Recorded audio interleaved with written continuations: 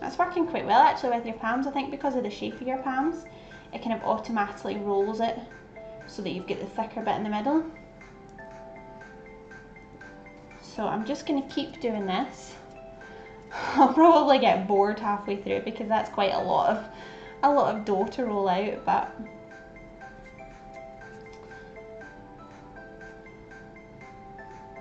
and then you want to get them kind of similar sizes, because obviously then they'll all take the same amount of time to cook. I think I need bigger hands for this. They're kind of flailing about at the ends. And I'm not sure how many, this recipe, well, the bit that I've got printed out, it doesn't actually say how many people that it's for. So, I mean, I'm not quite sure even how many that you would make for one portion. But I would say, just from looking at this, it looks like this is going to be quite a good amount. So maybe you could probably get 4 portions out of this, I would think, because I think with this one that I'm rolling out just now, I think I'll get a portion out of. Also, suppose it depends on how hungry you are. That's a big one. Yeah, I think some of these are a bit better. I maybe need to chop them up slightly smaller next time. But it's one of these things, isn't it? Once you've done it once or twice, then you know more what you're doing and what to expect and what works. So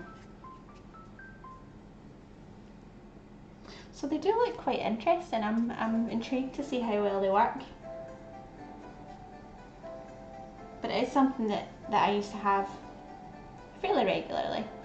But obviously you can't buy them, because you can buy these ready-made in Germany, but you can't, I don't think you can. I've never ever seen gluten-free ones, so I've never actually bought them gluten-free, and I've never really gone to the effort to make them gluten-free. But I think it was also after the chat on Wednesday, I kind of thought, oh, I could actually grow some of these. It would be nice. We've been talking about potatoes and potato scones that we make in Scotland for like breakfast, that you would have on a roll with bacon or egg or whatever. And apparently that's the thing in America as well, which I had no idea. So we were talking about that, and ever since I've just been like, oh, craving any potatoes. Yeah, so once you kind of get into the groove of it, it's actually quite quick. And obviously you could stand for ages and make them perfect, but who's got time for that? Put a tiny bit more flour on the bench just to be on the safe side. Love a roll of potato scone with bacon. Oh my god, a roll of potato scone, bacon and a fried egg. That's, yeah. See, with that, if I could, I would probably put a wee slice of black pudding on there as well. Me making this vegetarian dish and then be like, oh, a big bit of black pudding would be lovely. But just every so often would be quite nice. But yeah, there's nothing better than like a breakfast roll full of loads of good stuff.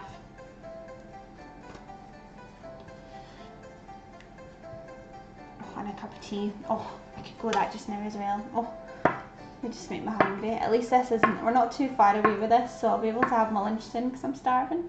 This is my problem. Anytime I come on here, I think, oh, got loads of time, I'll just take my time and just cook away.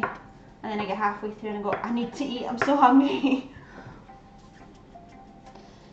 So I'm going to do this, oh, the same again with this lot.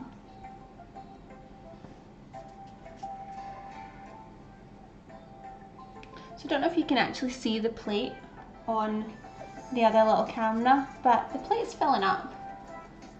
So I think, yeah, I think by the end of this one we should have 2 portions, and you could probably, I would imagine that if you're making it, you could make this amount, and if you're only going to use a half or a quarter, instead of making them all up just now, I'm sure you could freeze, like just freeze these chunks and then defrost them, leave them out to defrost, and then make up the next lot when you fancy it.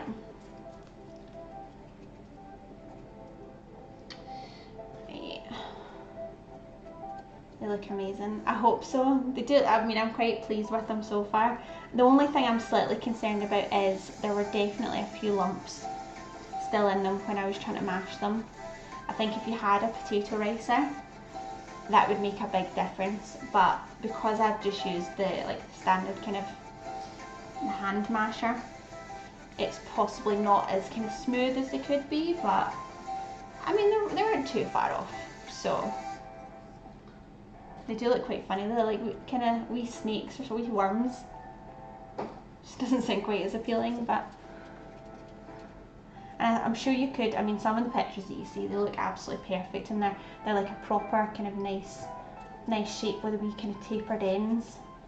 But if you're making a lot of them and you want a good amount for each portion, that you would get halfway and go, oh, I'm so bored.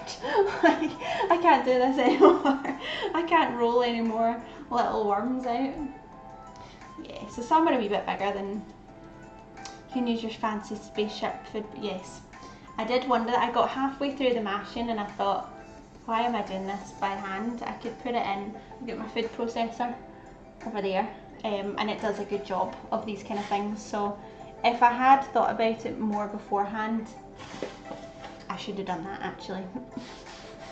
But I'm sure they'll be fine. They're definitely not too far away from where they should be. And I don't know if anyone think that would probably work. Yeah, I think so.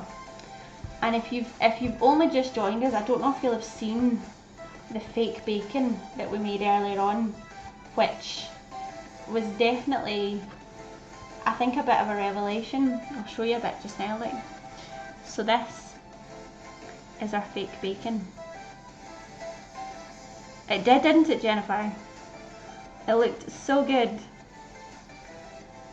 Some of it you need to watch though. There was one piece that I put far too much of the sauce on and it was so strong I couldn't eat it. But if you make it properly and you don't burn it and you don't put too much sauce on, it tastes exactly like bacon, and it's vegan, and there's only, what was that, 5 ingredients. So I'm definitely making that again.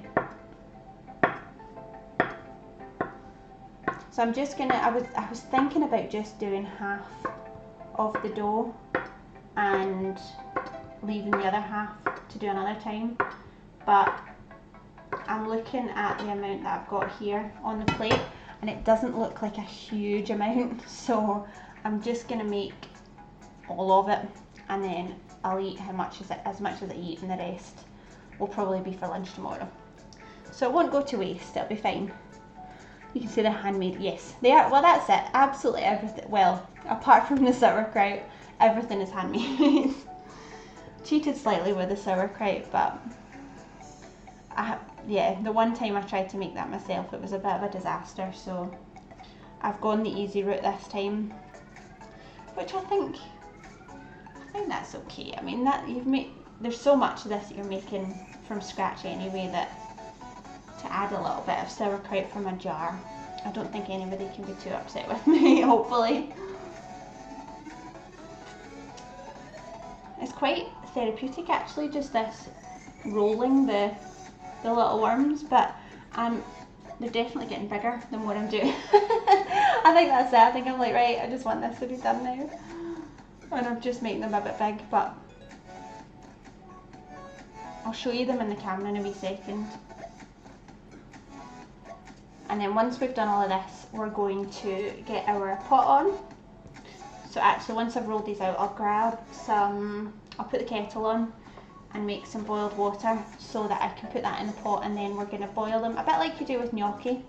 So you just pop them in the pan of boiling water and wait until they all start to rise to the top. And then once they rise to the top, that means they're cooked through. And then I'll take them out and then we'll fry them up with all our other bits.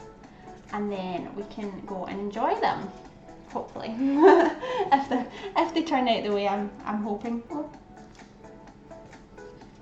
Yeah, so that's, yeah, I would reckon from that amount that I made, you could get 4 portions. Because you're going to have sauerkraut with it, and sauerkraut's quite filling as well.